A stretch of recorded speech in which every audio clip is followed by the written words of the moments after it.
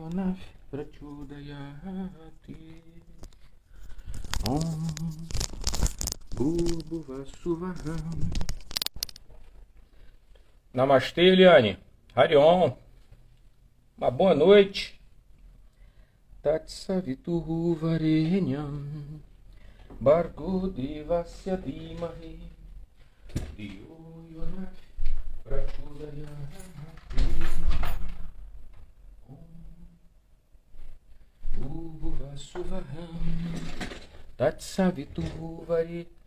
Saudações, Gabi, tudo bem? Namastê. Como é que vocês estão? Estão me ouvindo legal? Como é que tá? O som tá bom? Boa noite, boa noite. Namastê. Como é que tá o som para vocês? Tá legal? Tatsavituhu Varenyam. Estão ouvindo legal? Como é que tá? Legal, beleza.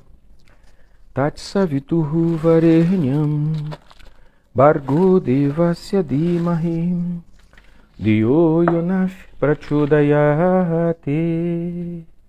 Saudações, Noemi. Harion. Bom, vamos começando devagarzinho. Hoje eu vim falar com vocês o que é yoga, né? Yoga. Eu poderia falar aqui que yoga é Yoga Chitta Vritti Nirodha, né? Isso é em sânscrito a definição de yoga, né? Yoga é o controle das oscilações mentais, né? Então, o yoga é um conjunto de técnicas, né? Namastê, Alberto, Harion. É um conjunto de técnicas sistematizadas, né? Elas foram testadas, retestadas ao longo de milênios e foram sendo aperfeiçoadas, né? Como qualquer receita de cozinha, né? Receita de culinária, você vai aperfeiçoando e depois de um tempo essa receita tá muito boa, né?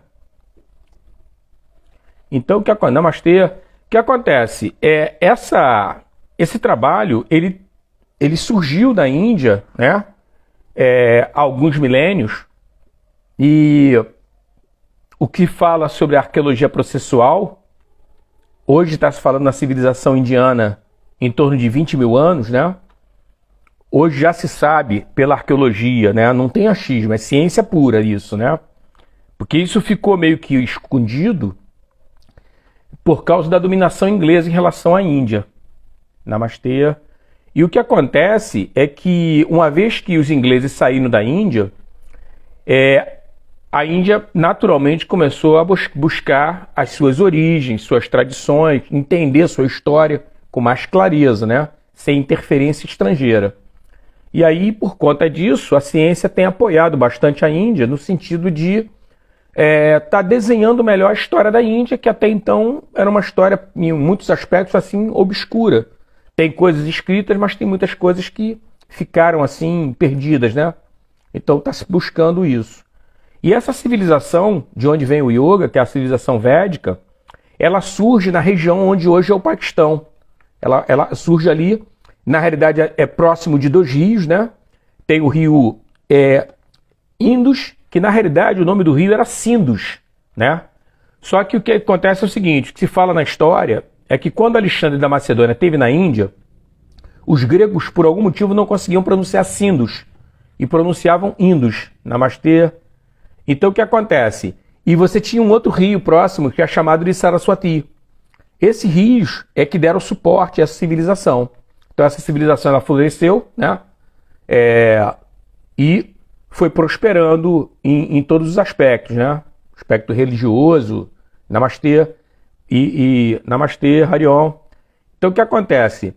Começou a haver todo um desenvolvimento, e esse desenvolvimento terminou levando as pessoas, por estarem morando em cidades, em aldeias, a terem uma série de problemas, né? Uma série de crises, vamos chamar assim.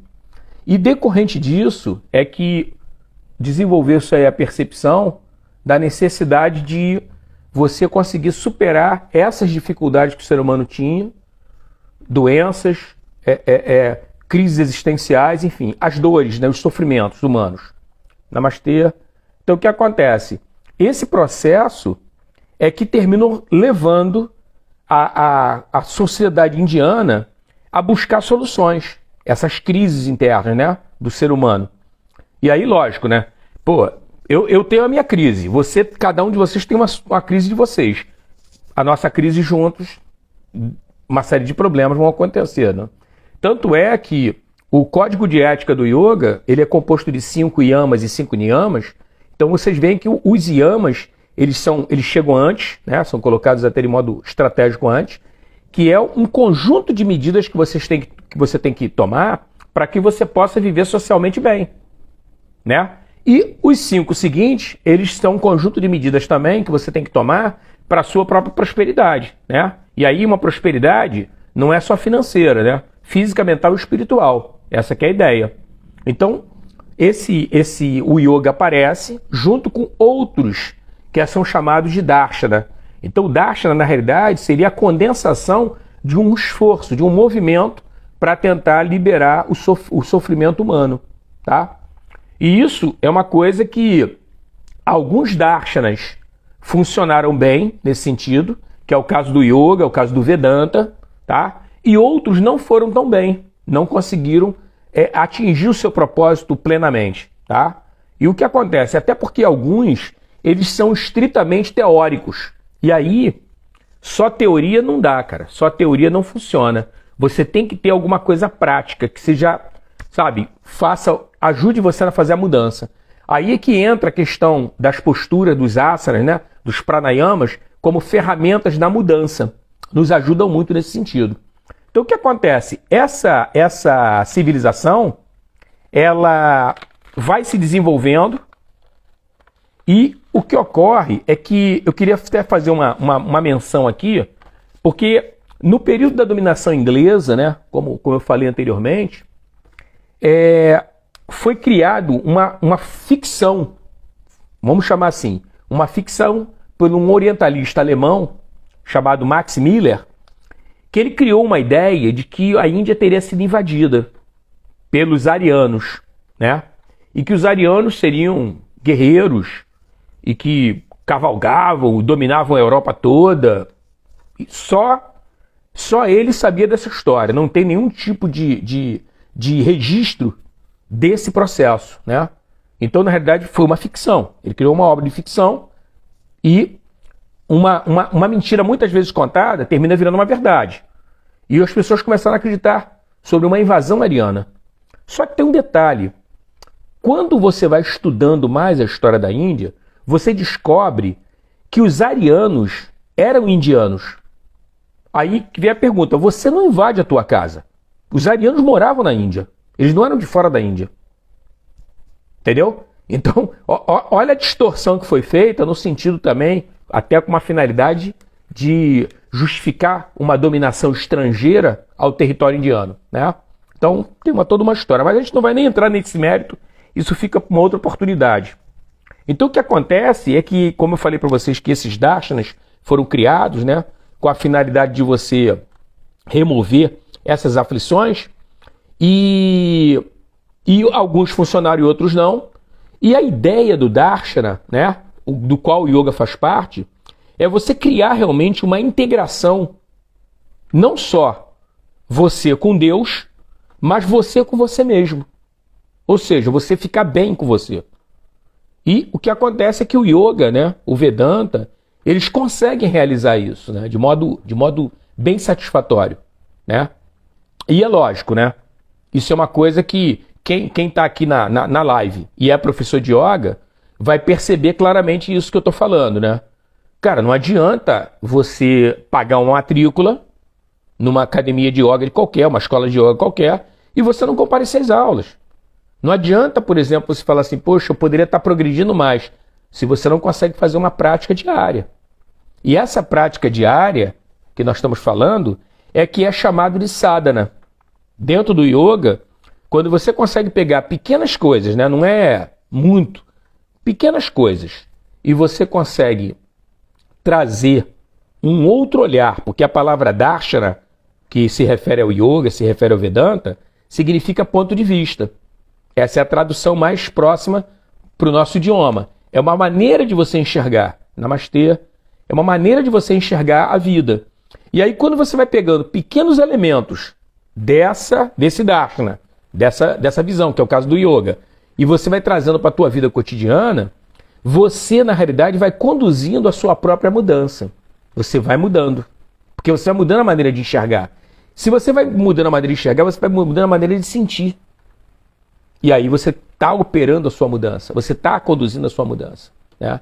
Então o yoga, ele terminou esse conjunto de técnicas, sendo percebidas, como eu falei anteriormente, elas vão trabalhando no nosso corpo físico, que tem conexão com a nossa mente, porque isso é uma máxima do Hatha Yoga, que é uma via de mão dupla. O corpo influencia a mente e a mente influencia o corpo. Então hoje, inclusive, existe já pesquisas dentro da esfera da meditação no tratamento de uma série de doenças. Né? A própria ansiedade, a própria depressão, elas são muitas vezes controladas, né? Dando uma qualidade de vida melhor. Namastê. Ao praticante que tem esse tipo de enfermidade, decorrente da maneira com que ele se vê no mundo, na maneira com que ele projeta a mente dele. Porque se você projeta a sua mente de modo inadequado, tem grande chance de você ser prejudicado pela sua própria mente. Entendeu? Então, a maneira de você projetar a sua mente, treinar a mente de uma determinada maneira, torna a sua mente muito eficaz. Só para vocês contextualizar isso que eu estou falando para vocês, sobre a importância do treinamento mental que o yoga oferece, é o seguinte: hoje à tarde, um aluno que é policial civil, ele mandou para mim uma mensagem, né? Aí a mensagem falava o seguinte, olha só que coisa interessante. Era um cientista norte-americano, naquela região do Mississippi. Ele foi até um presídio, Namastê, e ele fez um acordo com um presidiário. Lá nos Estados Unidos eles têm essa legislação. A legislação permite que você faça certos experimentos com presidiários, desde que, lógico, o presidiário concorde, em troca de redução de pena ou até do perdão da pena, né? Porque eles entendem que esse experimento, esse trabalho pode levar a uma melhoria da sociedade, vamos chamar assim. E aí como é que foi que aconteceu esse experimento? Olha só que coisa curiosa. O cientista chegou para o presidiário e falou o seguinte: eu vou fazer um pequeno corte no seu pulso e o seu sangue vai gotejar. Se o seu sangue coagular, automaticamente você vai parar de sangrar e não vai morrer. E você vai estar livre, já que você participou da experiência. Você vai estar livre. Porque esse cara tinha sido sentenciado à pena de morte, esse presidiário, né? E aí o cara concordou. O cara falou: meu irmão, eu já estou sentenciado, o dia que chegar o dia da execução da pena eu vou morrer mesmo, então eu vou concordar com a experiência, né, com o experimento. E assim foi feito. Olha o que o cientista fez. Ele fez um pequeno corte no pulso do presidiário, mas não o suficiente para o cara ter um grande sangramento. Não atingiu nenhuma área profunda, de veia, artéria, nada. Só superficial. Então sangrou um pouquinho, o presidiário viu, aquele pouquinho de sangue saiu dali, e o cara botou ele preso, ele amarrado numa maca, tipo maca hospitalar. Embaixo da maca colocou uma bacia de alumínio, onde ele colocou um frasco de soro com um gotejador. Então esse gotejador começou a fazer o ruído, namastê, como se fosse algo pingando, o que levou ao presidiário a acreditar que esse gotejamento era o sangue dele. E o cara, o cientista, volta e meia ia lá e reduzia o gotejamento. E aí ficava mais demorado cada gota cair. O que fez com que o presidiário acreditasse que o sangue dele estava acabando e ele estaria morrendo. O cara ficou pálido, teve um ataque cardíaco e faleceu, o presidiário. Só que com todo o sangue no corpo. Ele não perdeu sangue nenhum. Foi simplesmente uma indução a ele acreditar que ele estava morrendo. Por que dessa história? Pelo seguinte, a nossa mente, ela tem esse poder. Na live de sexta-feira, eu estava fazendo a live com o professor Alberto e a gente estava conversando sobre isso. O universo, ele é mental. Nós criamos as coisas com a nossa mente. Tanto saúde quanto doença. Tanto problemas quanto soluções.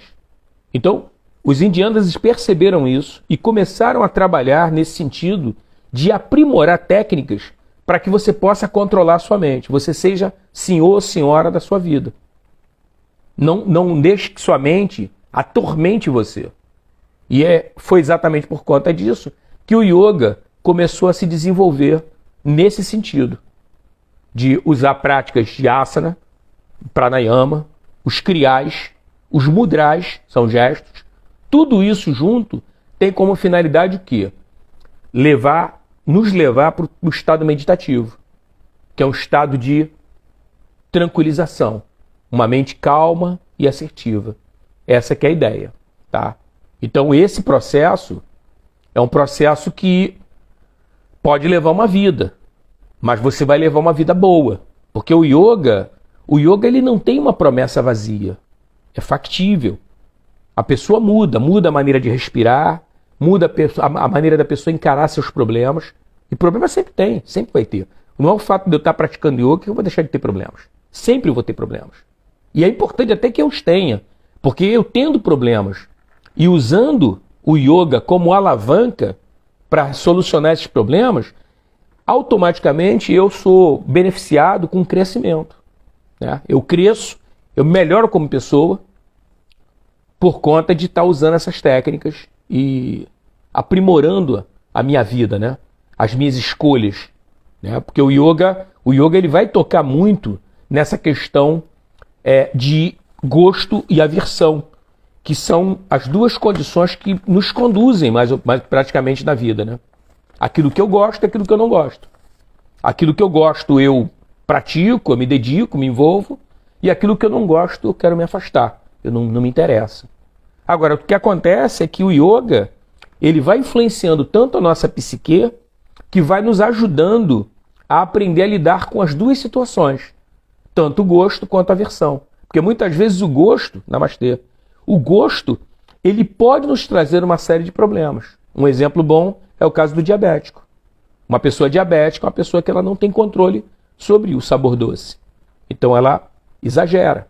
E aí o que ocorre é que o desequilíbrio metabólico dela termina resultando numa série de enfermidades. E uma delas é o diabetes, que pode levar até a morte.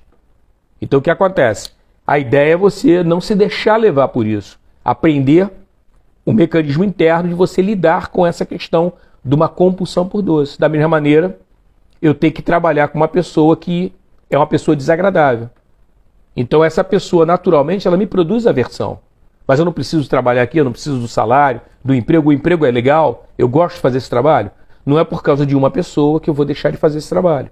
Então eu tenho que aprender a lidar com essa pessoa que me provoca aversão.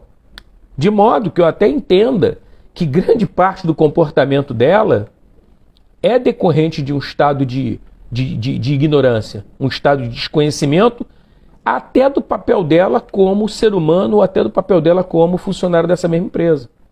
E por isso ela é uma pessoa que tem atitudes, tem palavras que são desagradáveis e que me provocam esse tipo de aversão.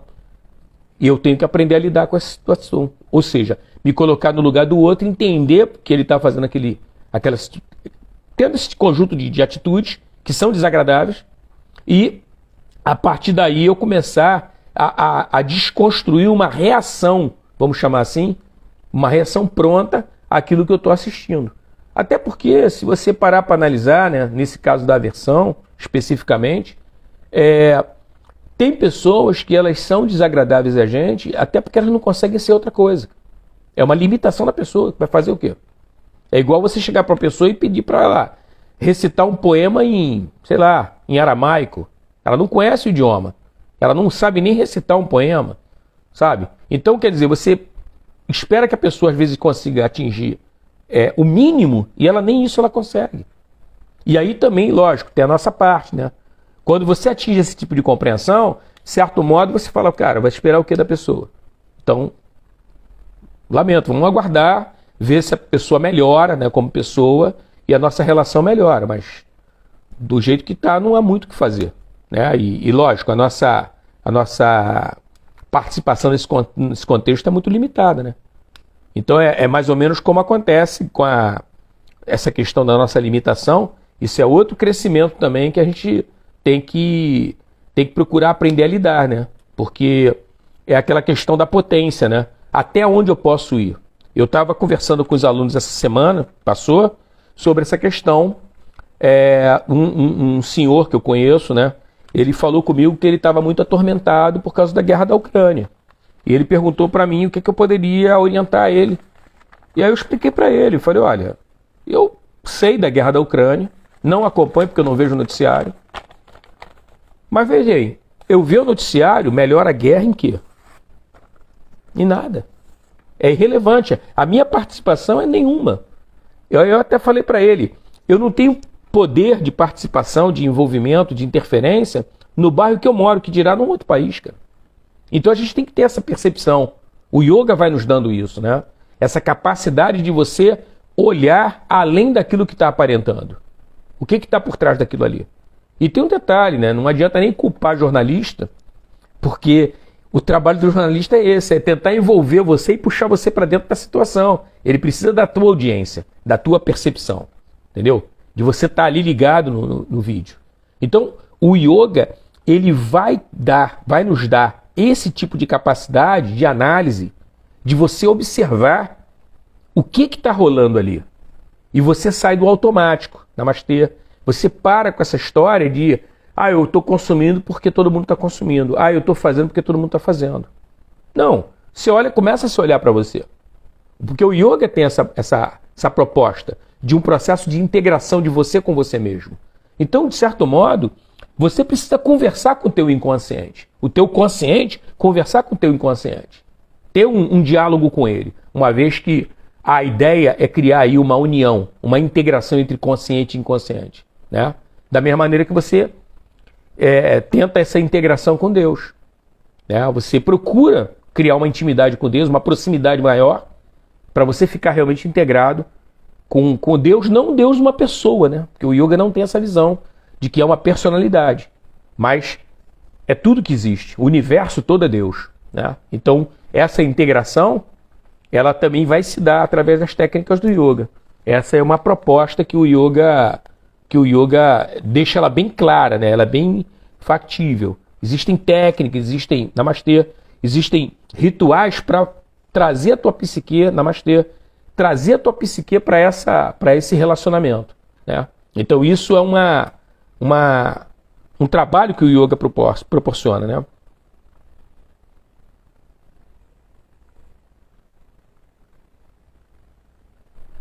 Então, o que acontece? Esse trabalho que nós temos hoje com o yoga é muito importante, apesar de nós falarmos assim com certa regularidade em Deus, porque o yoga acredita na existência de Deus, não é negacionista em relação a Deus.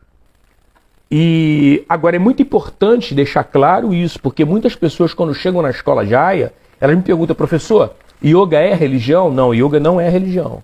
Yoga não é religião. A estrutura de uma religião é completamente diferente, né? O yoga, eu diria para você que ele é um solucionador de problemas. Isso o yoga é. Esse darshana, chamado yoga, ele tem como finalidade realizar uma mudança consciente da nossa vida. De nós usarmos as técnicas em nós mesmos, né? Como se fôssemos o cientista e a cobaia, fazendo todo um trabalho de transformação para o nosso próprio bem-estar. Né? E aí você vai modulando. É diferente, por exemplo, de terapia, que você fica ali sendo orientado por uma pessoa, né, que troca contigo ou não, enfim, escuta suas questões, é diferente. E para isso que a gente tem esse trabalho de meditação. O trabalho de meditação é um trabalho importantíssimo no sentido de você estar com você e entender suas questões. Então é importante. Agora, é o que eu falo, fora da prática não tem salvação. Para se salvar você tem que praticar. Tem que praticar e, se possível, todo dia. Criar uma intimidade. De novo, é isso que nós chamamos de sadhana. Sadhana é você ter uma pequena prática, mas ela é diária. E aí eu costumo até conversar com os alunos, dou esse exemplo, que é como se fosse a escovação de dente. O cuidado com os dentes, eles vão acontecer diariamente. Todo dia você tem uma intimidade com o seu dente. E aí por isso que você consegue ficar longos períodos sem precisar do dentista, né? Ou se não, você vai com regularidade ao dentista, mas você não vai para fazer intervenções muito sérias, muito graves, porque você cuida desse dente. Então, no caso da pessoa que é cuidadosa, e as mulheres até entendem bastante disso, que é o caso de você fazer exames periódicos, né? Você muitas vezes você detecta uma doença antes dela realmente se expandir, né? Se espalhar. Os homens não têm muito esse tipo de disposição, esse tipo de atitude, né? De estar regularmente fazendo um check-up, fazendo uma verificação. Mas as mulheres fazem esse tipo de coisa, né? São mais cuidadosas nesse sentido, né? Então isso faz uma diferença muito grande, o trabalho preventivo. Então antes que a coisa piore, você já está lá cuidando, né? Mas de qualquer forma, há toda uma manutenção. E aí o yoga, ele vai estar tocando nesse assunto. Por quê? Porque você precisa do teu corpo em bom funcionamento. Se você parar para analisar, é praticamente impossível uma pessoa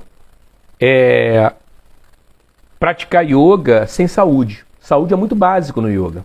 Muito básico. Você precisa do teu corpo físico funcionando. Sem ele, você fica muito limitado, né, em relação à prática, né?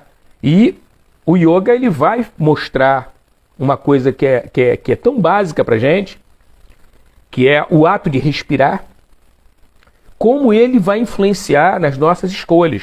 Porque se você consegue manter a sua mente estável, ou menos emotiva, menos emocionada, através de um fluxo, de um alongamento da tua respiração, você automaticamente consegue fazer escolhas melhores, analisar melhor as situações. Porque muitas vezes você toma decisões por emoção. Mas se você consegue controlar suas emoções, as emoções já não interferem mais na escolha. Vai ter que ser uma escolha bem mental, bem analisada, prós e contras daquilo que você está escolhendo. É uma escolha diferenciada. Por isso que é outra vantagem que nós temos na prática do yoga. E as técnicas todas, né? Eu falei dos yamas e niyamas, mas você tem os asanas, tem o pranayama. Tudo isso vai requerer o quê? Concentração. Esse trabalho de concentração, ele é fundamental. Até o relaxamento que nós fazemos no final das aulas de yoga, ele tem como finalidade isso. Nos ajudar na concentração e nos preparar para o processo meditativo. Que nós chamamos isso de pratyahara. É aquele relaxamento que nós fazemos no final da aula. Né? Então nós trabalhamos várias energias, vários trabalhos musculares, né? Articulação, respiração, tudo dentro da prática. Vai acontecendo. Mas não pode ser e não deve ser uma prática vazia. Porque isso é uma coisa muito importante, que eu queria aproveitar a oportunidade de estar conversando com vocês para estar esclarecendo isso. A gente não pode entender, e isso infelizmente é muito comum no Ocidente, porque eu vejo muita coisa da Europa, dos Estados Unidos também, aqui do Brasil também. Muita gente acredita que a prática de yoga se resume em asana e pranayama. Não se resume. Não se resume. A asana é só o começo, é o primeiro contato que a gente tem com yoga por causa de asana. Você vê a pessoa, caraca, botou o pé atrás da cabeça, rapaz, caraca, meu irmão, pô, se eu faço... Tu já pensa logo, pô, se eu faço troço daquele, vou ter que chamar o SAMU, cara. Eu não consigo fazer aquilo. É o primeiro contato é a asana. Com o tempo, você aprende um pouco de pranayama. Você vai. Só que isso aí é o preliminar. Tem muito mais coisa. Eu vi um vídeo norte-americano. O nome chama-se Enlight-Up. Enlight-Up é o nome do vídeo, tá? É um jornalista que ele está fazendo uma pesquisa sobre yoga e aí ele começa a correr os Estados Unidos. No final ele vai até a Índia e aí tem contato com uma série de mestres na Índia e tudo. E aí ele tenta entender, ou seja, ele não praticava nada de yoga, ele começa aos pouquinhos entendendo. E é impressionante a quantidade de grandes professores nos Estados Unidos, né? E eu estou falando dos Estados Unidos, não é nada contra os norte-americanos, nada disso. É porque o filme foi mostrado lá. É possível que se fosse feito no Brasil acontecesse coisa muito parecida. Mas os grandes praticantes, os grandes professores de yoga nos Estados Unidos não conheciam nada sobre a Índia, cara. Isso que eu estou falando sobre história da Índia, esse processo todo civilizatório, não conheciam nada, cara. Impressionante. Então, quer dizer, você pratica uma coisa que você não sabe nem de onde veio. É um negócio assim impressionante. Quando eu vi aquele filme, eu cheguei a ver umas 3 ou 4 vezes o filme. Porque eu falei, cara, impressionante. E não estou dizendo que esses professores sejam maus professores. Não estou dizendo de modo algum. Eu só achei que eles deveriam conhecer mais a origem daquilo que eles ensinam. É só isso. Eu fiquei impressionado. Da pessoa não ter conhecimento. E eu não estou nem falando, você conhecer sânscrito. Não. História da Índia. A origem do yoga, de onde o yoga vem. E tinha gente que falava em datações assim, as mais loucas possíveis. Sabe? E aí você percebe, pelo menos o meu olhar de professor, que a pessoa chutou qualquer coisa, cara. A impressão que dá é essa, chutou qualquer coisa. Não existe referência de nada. Por quê? Porque não foi feita pesquisa. Sabe? Negócio assim muito, muito estranho. Mas, enfim, cada um com seu cada um, né? Eu até conversei com uma menina outro dia aí, ela estava falando comigo dessa coisa da internet. Mas ela mandou um negócio para mim e aí eu comentei com ela que estava incorreto em sânscrito, né? A palavra estava incorreta. E aí ela falou, mas todo mundo escreve, cara, assim na internet. Eu falei, tudo bem, cara, só que eu não sou todo mundo, cara. Se eu não tenho certeza, eu faço 2 coisas. Eu procuro alguma literatura que me dê um apoio, ou eu entro em contato com algum amigo, algum professor que tenha mais conhecimento que eu naquela área e tento tirar a dúvida sobre como é que é a grafia daquela palavra, como é que se pronuncia aquilo. Entendeu? Eu faço isso. Porque o que acontece é que quando você não toma esse tipo de cuidado, pelo menos na minha percepção, você está ajudando a propagar o erro. E aí não faz sentido, né? Não faz sentido. Se você é professor de uma área, você vai deixar essa área estar inundando e até ajudando a passar uma ideia errada das coisas? Não faz sentido. Então eu falei para ela, cara, isso está errado. Hein? E é legal da pessoa saber, se quiser fazer, faz. Mas que está errado, tá, cara. Tô te falando. Entendeu? Então esse compromisso também com a ética, a gente, na prática do yoga, você vai desenvolvendo muito isso, porque você vê coisas que acontecem no dia a dia, inclusive com os nossos familiares, pessoas assim que são ligadas à nossa ancestralidade. Avô, avó, tio. Não estou aqui dizendo para ninguém sair. Não. É só uma percepção. Você vê como é que as pessoas, elas falam assim, não, cara, é aquela coisa, aqui no Brasil tem uma coisa muito forte, eu não sei se vocês percebem, que é corporativismo. Se eu sou médico e eu vejo um médico fazendo uma bobagem, eu procuro contar uma historinha para proteger a bobagem que o médico está fazendo. Isso é corporativismo. Eu parto do princípio que se eu proteger ele, que está fazendo errado, futuramente, se eu errar, ele vai me proteger. Isso é corporativismo. Não é ética. As pessoas falam em ética profissional, cara. Eu vou contar uma coisa para vocês. Não existe ética profissional. Existe ética. Aonde você vai aplicar ela é contigo. Você pode aplicar na tua vida cotidiana, você pode aplicar no teu trabalho, onde você for. E o adequado é isso, né? Na sua religião, não importa. Qualquer lugar que você tiver, você tem que ser ético. Porque a ética, ela está em conformidade com o universo, né, cara? Essa que é a proposta. Quando você é uma pessoa ética, você está colaborando para o cosmos, que é o oposto do caos. Quando você não é ético, você vai produzir o caos. Um bom exemplo que a gente está vivendo hoje é a tal da fake news. É você contar mentira. Percebeu? Quer dizer, isso é falta de ética. As pessoas praticam isso e acham normal. Tá tudo bem. Aí, o dia que dá um problema, aí caraca, deu problema, né? Pois é, cara. Pois é. Por isso que praticar ética é tão importante, né? E aí você vê o seguinte, esse conjunto, que é a base do yoga clássico, e aí vê bem, nós temos um yoga védico, tá? E o yoga clássico, ele vai surgir exatamente com Patanjali. Patanjali, ele aparece aí no século, aproximadamente no século IV a.C., período que Buda estava na Terra, e escreve essa obra, ele pratica, ele mostra aí qual foi a via que ele fez para poder chegar ao estado de Samadhi, ao estado de liberação, que é um estado em que os praticantes de yoga naturalmente podem chegar usando essa via do yoga, através de prática, né? Meditação. E você alcança isso através de esforço. Né? Tem a técnica, você vai ter que fazer. Né? Você pratica com essa finalidade para você poder estar alcançando. Então essa que é a onda. Então Patanjali, eu, por exemplo, sou um professor que eu canto o mantra Patanjali exatamente por causa disso, em respeito ao esforço dele de ter nos transmitido todo esse conhecimento. Se eu sei yoga hoje, graças a ele. É a referência. Toda vez que eu tenho algum tipo de dúvida, algum tipo de questão, eu vou no Sutra de Patanjali e vou dar uma pesquisada. Ver o que o grande mestre está falando sobre isso. Outra coisa é o professor Iyengar. Também eu o tenho como mestre. Então eu vou na obra dele, não tive a oportunidade de conhecê-lo pessoalmente, vou na obra dele e investigo. E pratico. Então esse que é o processo, né? O processo é um processo de prática, né? Como a vida é prática. Né? Você vê que a gente está aqui, apesar de a gente não estar prestando atenção na respiração e no nosso batimento cardíaco, mas a gente está aqui. E nós só estamos aqui graças a isso. Porque a vida é prática, a respiração e o batimento cardíaco é prática. Você tem que praticar. Se você não praticar, é cancelamento de contrato. Entendeu? Então, a vida, ela é assim. E aí, quando o yoga, ele traz as técnicas, traz a visão dele, é toda fundamentada na própria vida. E aí você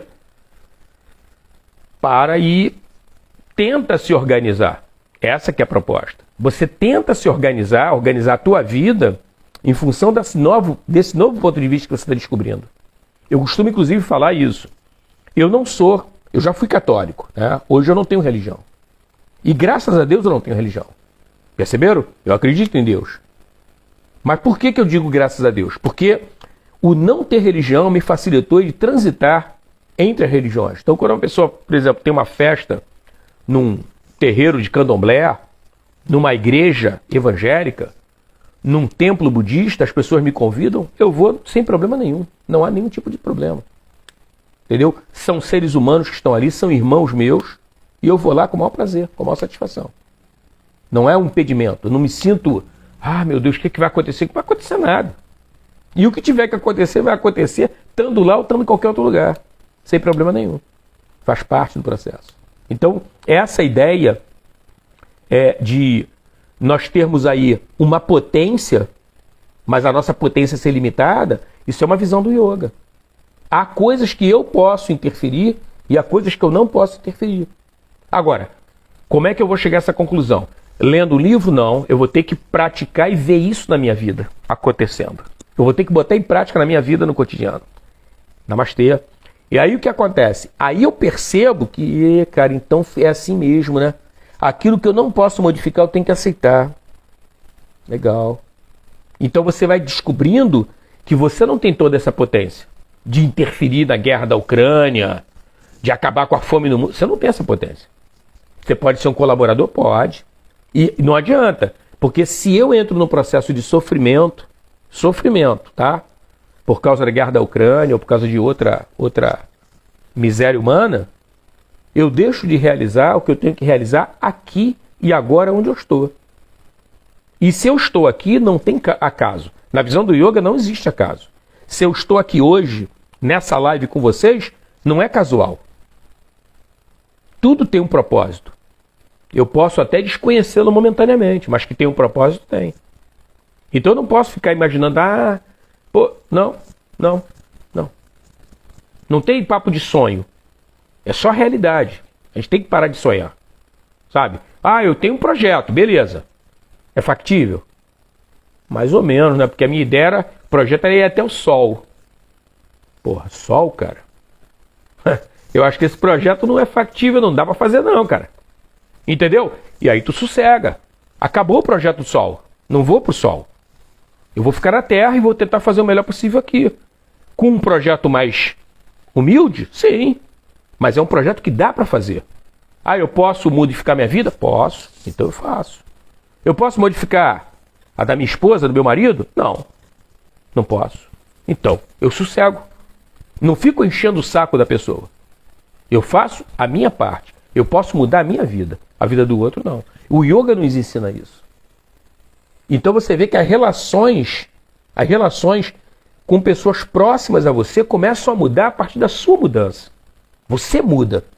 É por isso que quando a gente fala sobre a mudança que o yoga nos produz, é uma ciência de transformação, exatamente são essas coisas. São pequenas coisas. Você mudou um hábito alimentar, eu estava falando ainda há pouco sobre diabetes.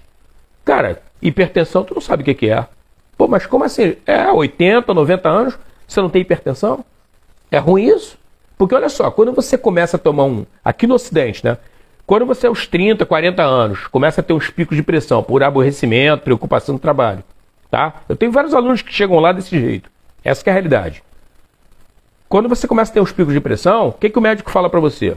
Olha, filho, é lamentável, graças a Deus você não teve um AVC, tá tendo só uns picos de pressão.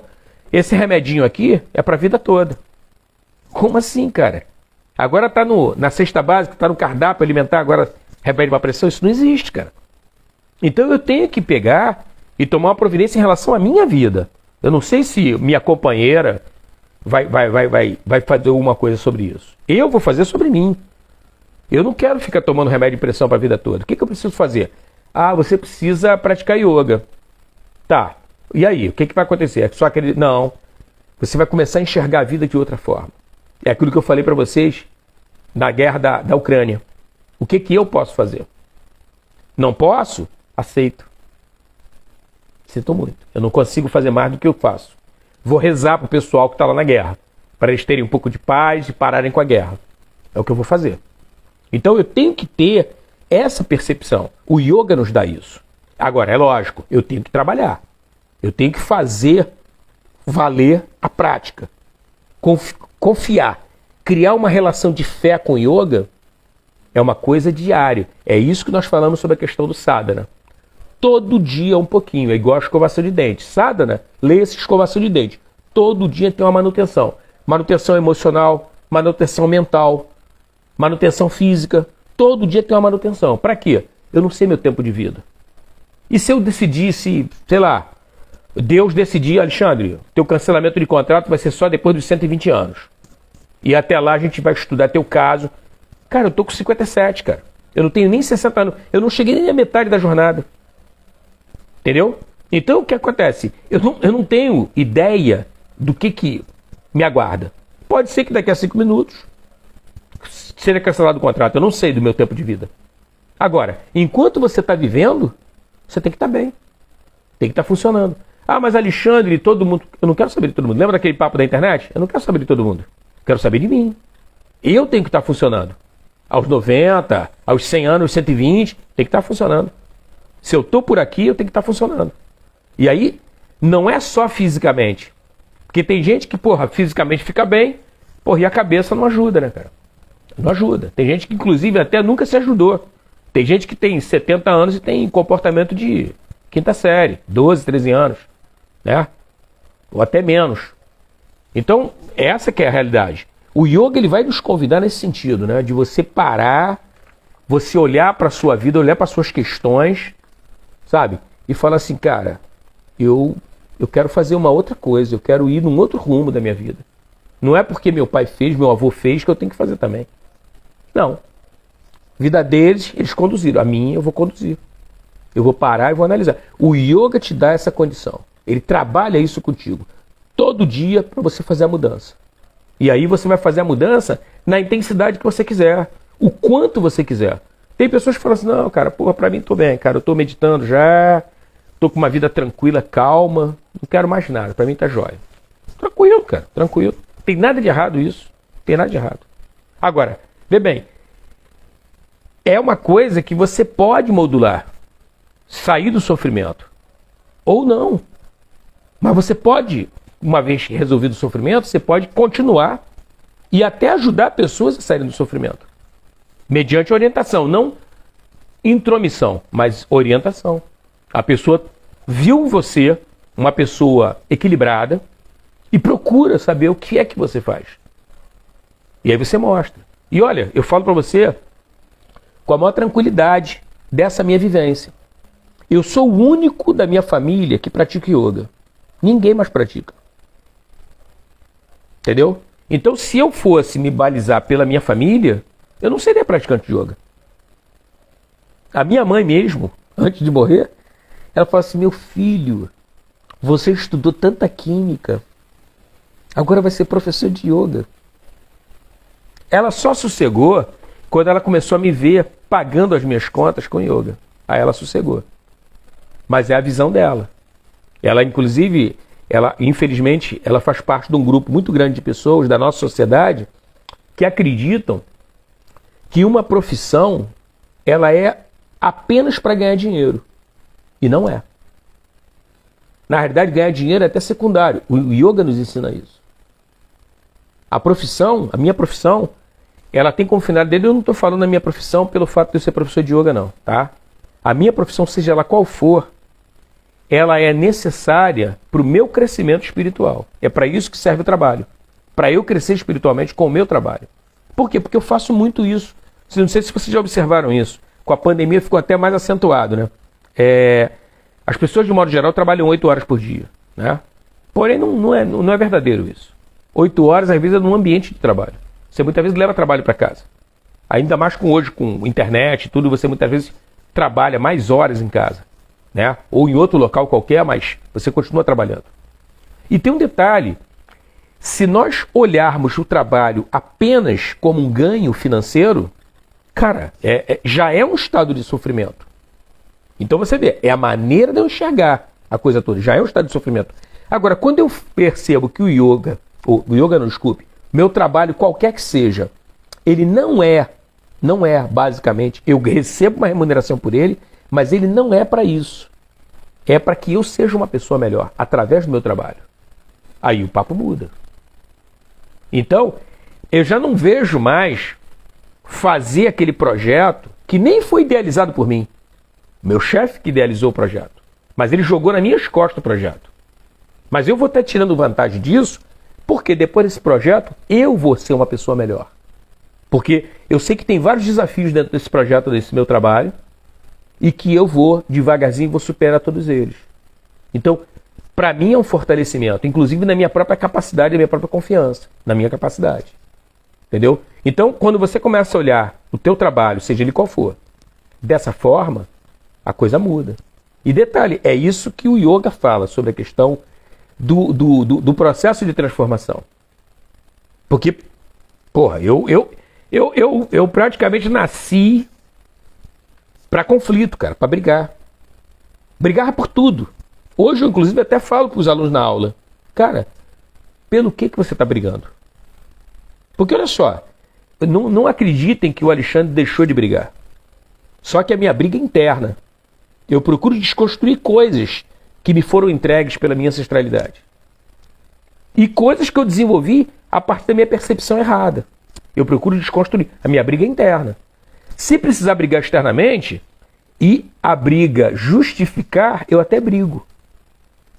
Entendeu? Só que o que acontece? O yoga me deu essa capacidade de escolher minhas brigas. Então vocês não vão me ver brigando por palito de dente usado. Vocês não vão me ver brigando por fósforo usado. Ou por grão de arroz cru quebrado. Não vão. São brigas pequenas, cara. Coisas que não valem a pena. Então, esse processo, esse mecanismo de discriminação, o yoga nos dá essa condição. Agora, vê bem. Eu até fiz uma postagem hoje, à tarde. Tá lá no Instagram. Quer dizer, tá lá no Instagram. Tá aqui no Instagram, né, da escola. O que acontece é o seguinte: o que rege nossa vida é discernimento e desapego. Olha só. Na questão da briga, eu estou fazendo uma análise. É discernimento puro. Se ela vale a pena ou não. Agora, por que eu estou fazendo essa análise? Outrora, não tinha essa análise. Pintou uma briga, eu falei: opa, minha chance é agora, eu vou botar o bloco na rua. Hoje eu analiso se vale a pena ou não vale. Porque tem briga que não vale a pena. Não compensa. Quem vai lucrar com isso? A sociedade vai lucrar? Eu vou estar protegendo quantas pessoas? Entendeu? Então você começa a mudar a tua escala de valor e você começa a discernir se vale a pena certas ações. Muitas vezes não vale. E aí por que que eu tenho essa percepção? Pelo desapego. Eu era tão apegado ao conflito em si, não tanto ao resultado do conflito. Quando eu comecei a me desapegar do conflito, eu comecei a olhar o resultado. E aí eu falo assim, cara, vale a pena não. Você sair, final de semana, só que você está saindo com uma pessoa que é um aborrecimento ambulante. Pergunto a você, vale a pena? Ou melhor ficar em casa? Melhor não sair não, né? Vai gastar uma grana, vai se aborrecer e vai falar assim, na volta, né? Pra que eu fui? Entendeu? Só que tem um detalhe, isso é importante, que o yoga também nos passa, é o seguinte, você não tem medo da experiência. Isso é muito importante, porque quando você é uma pessoa que tem muito medo da experiência, você, de certo modo, você começa a ceifar a sua vida. Você vai restringindo a sua vida pelo medo. Ah, não, isso é perigoso. Ah, não, essa pessoa... Você vai restringindo. Então você tem que ter atenção em relação a isso também. Você vê que não é fácil. Ninguém está dizendo que é moleza, né? Mas o yoga te dá essas ferramentas para você fazer escolhas. Isso é yoga. Aquele papo do tapete, a prática, o pranayama, é parte do yoga. Mas vocês veem o seguinte, por isso que eu falo para vocês com a maior tranquilidade, yoga é um solucionador de problema. É uma ferramenta fantástica, se você incorporar à sua vida. Não é aquele papo de, eu vou 2 vezes por semana. Não. Yoga é todo dia. Quando eu falei para vocês o quê? Eu falei para vocês sobre a ética. A ética é o dia todo, cara. Não tem essa. Ah, não. É de noite, eu não sou ético. Eu só sou ético durante o dia. Isso não existe, cara. Isso não existe. Entendeu? Então é muito importante que eu comece não só a cultivar, porque a maneira de eu introjetar isso na minha vida é cultivando. Os nossos valores todos são feitos dessa maneira. Eu tenho que começar a ruminar essas ideias para que isso possa entrar na minha vida. Chega uma hora que, eu naturalmente, eu sou ético. Eu não consigo ser diferente do que sou, do ser ético. Ser ético é uma condição fundamental. E tem um detalhe, o que rege nossa vida é ética. Por que a gente reclama tanto, por exemplo, de políticos, de falsos religiosos? A reclamação em relação a essas pessoas, ou até pessoas mesmo da nossa família, conhecidos, a reclamação é pela falta de ética, cara. É isso. Os conflitos nossos, baseados em falta de ética. Porque a nossa sociedade não existe uma política na nossa sociedade de disseminação da ética. Às vezes você vê pessoas aí, até humildes, né? Gari, encontra uma mala cheia de dinheiro e devolve. O cara não é otário. Ele está fazendo o que é certo. O dinheiro não é dele, cara. Para que ele vai ficar com aquela grana? Entendeu? E tem um detalhe, isso é outra coisa que você termina aprendendo no yoga. Você aprende o seguinte, que o universo te proporciona tudo. Ou se você quiser, pode chamar de Deus também. Não tem problema nenhum. Deus te proporciona tudo. Porque muitas vezes você, entre aspas, acha que se dá bem numa parada, faz até o movimento errado, ou então por omissão, não, cara, e fica com a mala de dinheiro. Aí daqui a um pouquinho você sofre um acidente. Você vai gastar o dinheiro que você pegou, que você arrumou, e mais alguma coisa, por conta do acidente. Entendeu? Então você começa a perceber que o yoga te dá essa percepção. Há um jogo de energias que regem a sua vida. Há um jogo de situações que você é jogado de um lado para o outro. E se você não souber como lidar com isso, você passa a ter problemas. Faz escolhas erradas, tem emoções erradas, que geram uma série de transtornos para a sua vida. Então, essa ideia, por exemplo, de que existe alguém para nos punir, é uma ideia equivocada. O yoga não acredita nisso.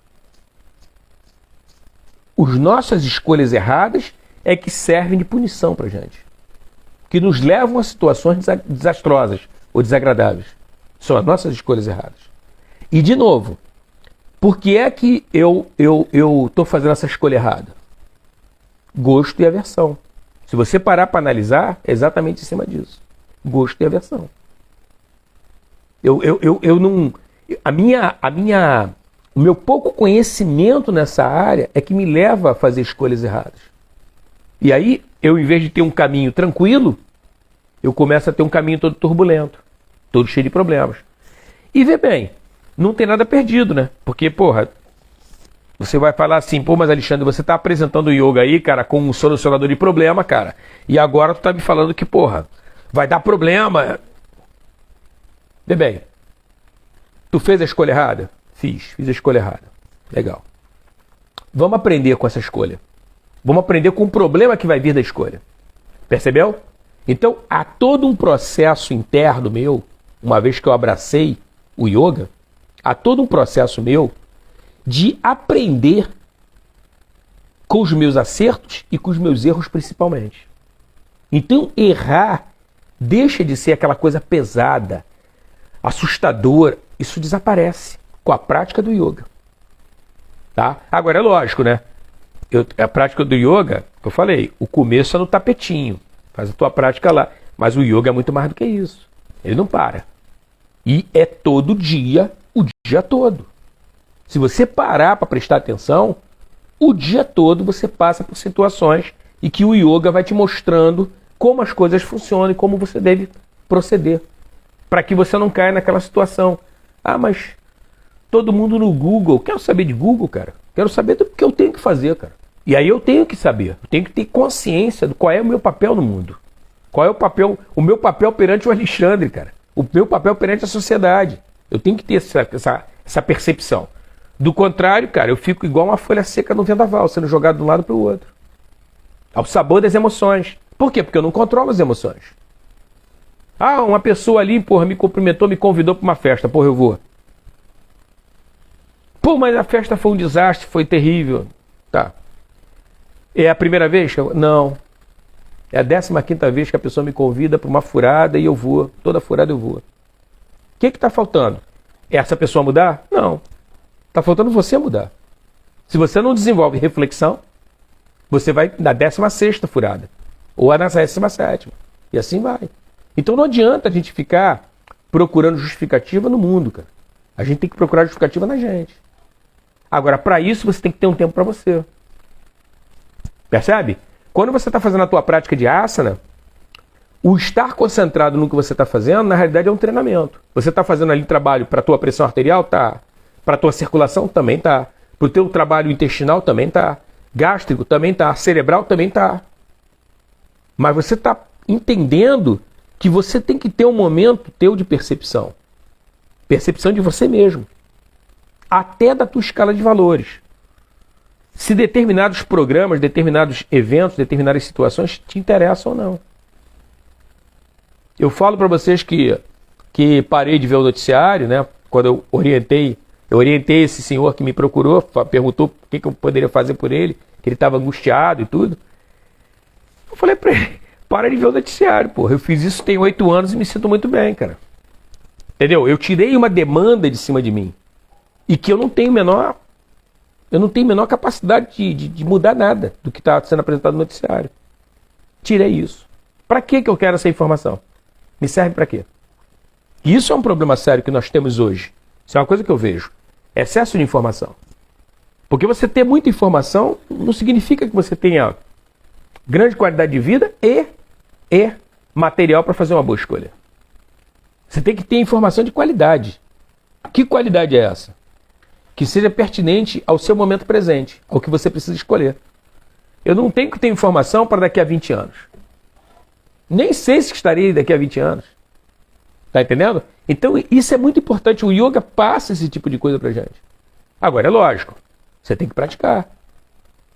Ah, a Noemi também não vê não. Não vê o noticiário. E detalhe, olha só, eu gosto de contar para vocês, de compartilhar com vocês, sensações que eu tenho. Porque o que acontece é o seguinte, nos primeiros dias que eu parei de ver televisão, ver o noticiário, eu tive uma crise de abstinência. Um sentimento interno de que eu estava perdendo alguma coisa. Entendeu? Isso rolou.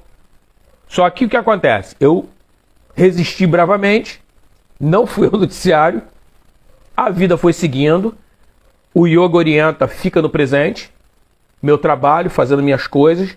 Aquela crise de abstinência, ela foi sendo dissipada. Foi dissipando, até sumir. Aí você vê como é que são as coisas, como é que é cíclico o processo. Quando eu voltei a morar na ilha, o meu irmão falou assim, meu irmão mais novo, falou assim, pô, Alexandre, por que você não bota uma televisão aí? Tem uma antena que se você botar na televisão, pega os canais convencionais. Quando ele falou isso, eu falei, ei, meu irmão, eu não estou muito afim desse negócio, não. Aí ele insistiu tanto, tudo bem. Aí coloquei a antena.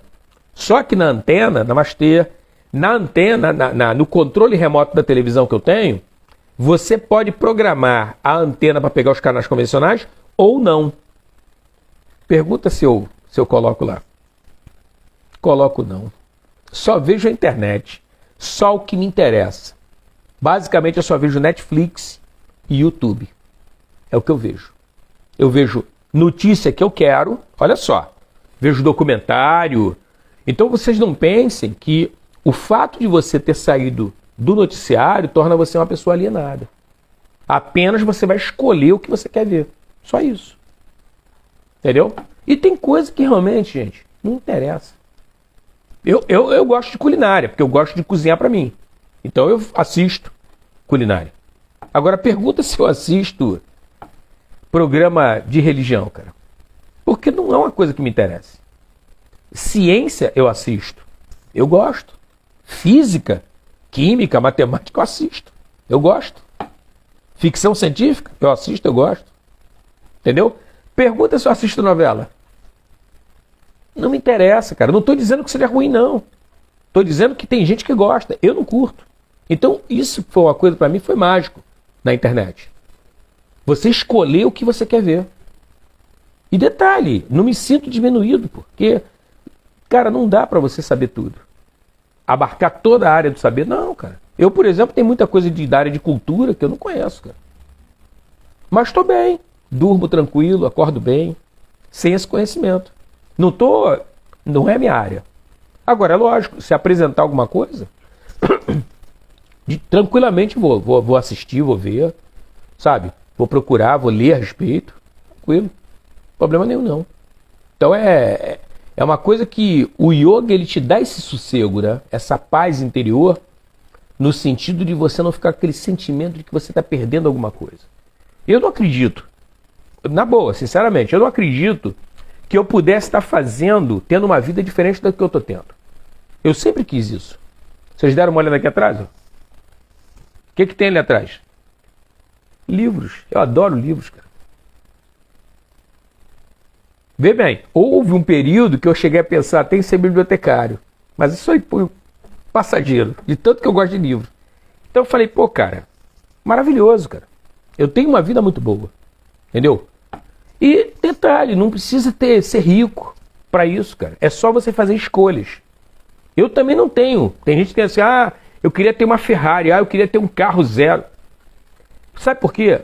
O yoga me explicou e me ensinou que sabe o que é um carro? É um meio de transporte. É só. Agora, tem pessoas que têm um carro como uma forma de ostentação do seu padrão de vida social. Eu não tenho interesse nisso. Da mesma maneira que eu não me interesso por novela, eu não me interesso por esse tipo de coisa. Eu gosto de coisas simples, eu gosto de viver uma vida boa, tranquila. Essa coisa de mostrar para os outros isso, aquilo, outro, nunca me interessou. Muito antes do yoga eu já não me interessava por isso. O yoga só bateu o carimbo em cima, confirmou. Sabe? Então o yoga, ele vai ter esse tipo de... vai obrigar você a fazer esse diálogo, você com você, sobre os seus valores, sobre as suas coisas. O que te interessa? Faz. É crime? Não. Não está no código? Não é crime. Faz. Aproveita a tua vida. O yoga te ensina isso. Ele te dá esse respaldo, esse subsídio. Faz. Te dá coragem para você poder fazer as coisas. Viver a sua vida plenamente. Então, para mim, eu moro no Rio de Janeiro porque, aqui que o couro come, né, cara? Gente cheia de problemas, eu quero ajudar e por isso eu vivo no Rio de Janeiro. Mas, se eu tivesse possibilidade de morar no campo, cara, moraria tranquilamente. Num lugar isolado, calmo, sabe? Que eu pudesse fazer longas caminhadas, ou uma beira de praia, Tranquilo, cara. Tranquilo. Mas não reclamo do onde eu tô. Lembra que eu falei para vocês do yoga? Não tem acaso. Se eu tô morando hoje no Rio de Janeiro, Não é por acaso. Se eu estou nessa live com vocês, não é por acaso. Não tem acaso. Acaso não existe. Agora, o grande lance que o yoga nos ensina é esteja você aonde estiver, desfrute. E tenta parar com essa coisa, porque isso aí, essa dualidade é muito ruim para a nossa vida. O yoga nos ensina isso. Que é você ficar assim, mas isso, para com isso. Você só quer nascimento. Funeral não quer. Cara, lembra de gosto e aversão? Tem que aprender a lidar com tudo, cara. Namastê. Tem que aprender a lidar com tudo. Tem que fazer isso. Sabe?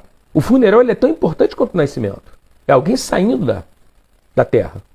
E o nascimento é alguém chegando. Os dois são momentos importantes. Então, não estou dizendo que você tem que comemorar agora para a morte de ninguém, não é isso? Mas você compreender que isso aí é um fluxo da vida. E está tudo bem.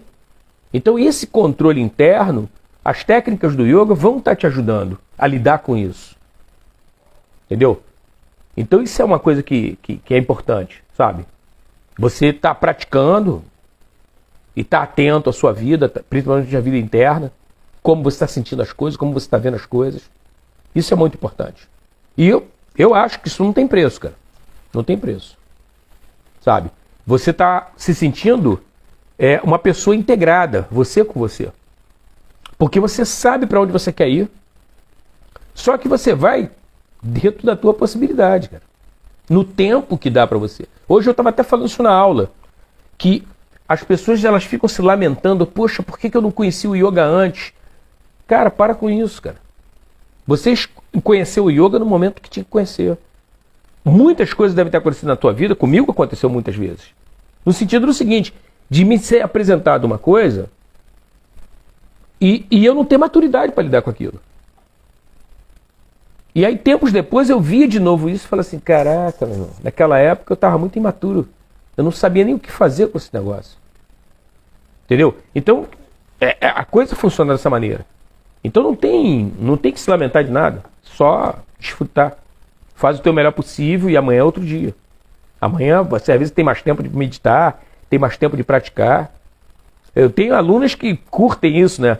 Começo fazendo 2 vezes por semana, daqui a pouco tô fazendo 3, 4, porra, fazendo todo dia, caraca, faço em casa.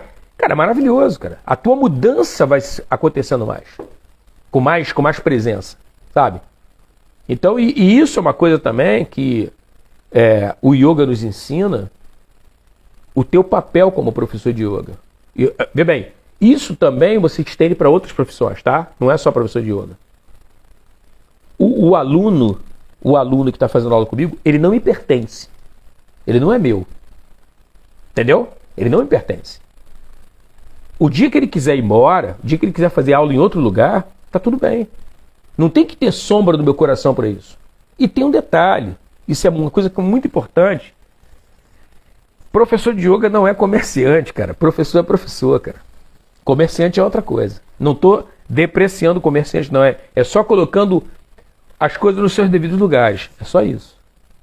Entendeu? Porque muitas vezes as pessoas se atrapalham por conta disso. Acham, não, pô, eu sou professor de yoga, eu vou ser um mega empresário. Cara, sossega, meu irmão. Sabe por quê? É questão de propósito. É questão de propósito. O que você está fazendo? Porque muitas vezes você pode estar impedindo pessoas de praticarem yoga contigo por causa de valores, por causa de grana, por causa de estruturas, cara. Então tem que parar para pensar nesse tipo de coisa também. Entendeu? E detalhe, né, cara? Como é que se fala? Vida simples, pensamento elevado. A vida não precisa ser complicada. Não precisa. Ela pode ser simples. Agora, eu preciso torná-la simples. Agora, desde que eu ajuste a questão dos gostos e aversões na minha vida. Entendeu?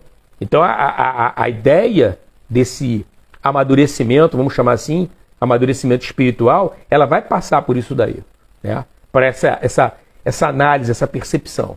Isso é uma coisa muito importante. Porque tem pessoas que falam assim, minha vida é horrível, minha vida é ruim. Por quê? Aí quando você percebe, a pessoa tem os valores todos desencontrados. Então ela tem que se voltar para dentro de si e arrumar a escala de valores dela. E aí a vida fica tranquila. Fica tranquila, ela está entendendo tudo o que está acontecendo com ela. Gente,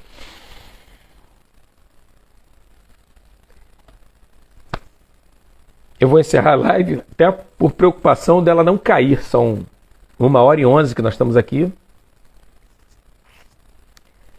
Quarta-feira que vem, eu vou estar por aqui de novo. Espero contar com a presença de vocês. Vou deixar gravada, tá? E eu vou ver um outro tema que seja interessante para nós estarmos conversando. Obrigado pela presença. E se você puderem botar aí sugestões para tema e tudo, fica à vontade, tá? Se eu não fizer nessa live aqui, na sexta-feira eu estou lá com o professor Alberto e a gente pode fazer lá. De qualquer forma, a gente está conectado. Gente, brigadão. Uma boa noite para vocês. Namastê. Fiquem com Deus. Harion.